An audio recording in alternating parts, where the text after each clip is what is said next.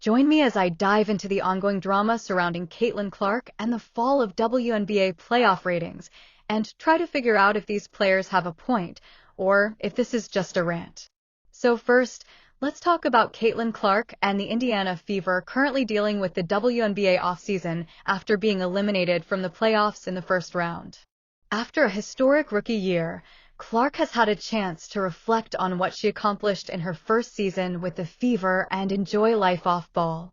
Now talking about impressive numbers, what are we talking about? Clark drew 2 million viewers when she was still playing games. That's right, 2 million people actually wanted to watch the WNBA. The professional one, I know. But with the way her pictures are out, viewership doesn't drop. It drops straight into the dirt. Some of these alleged playoff games didn't even get 400,000 viewers. What are you saying?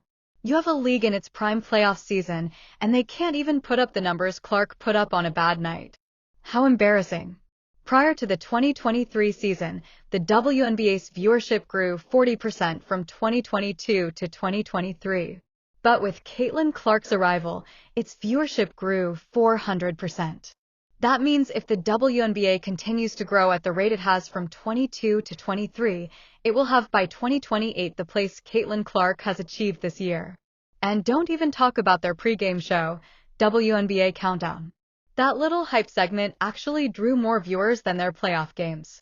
When How Clark and the Tractor were walking through the drive-thru, a fan looked at Clark and asked, "You're Caitlin Clark, aren't you?" These women are some of the best athletes in the world, and then they continue to treat them as citizens of another. Their games are being featured in animated feature films, their bevel reels are being buried under piles of NFL and NBA placards, and their photos are being exposed. And let me tell you, this isn't about simple ratings. This is about the future of the league.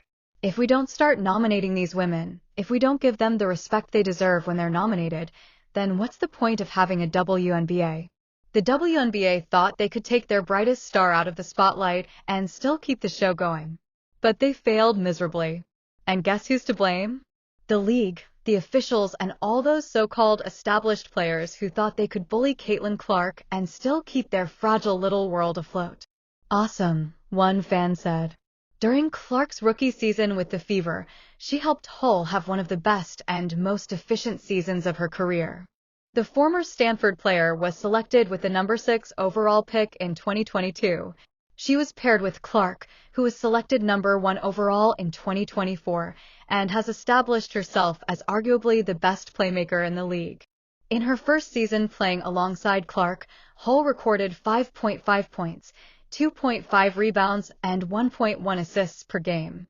The WNBA has always struggled in terms of visibility, but this year's playoff ratings are the lowest in several years.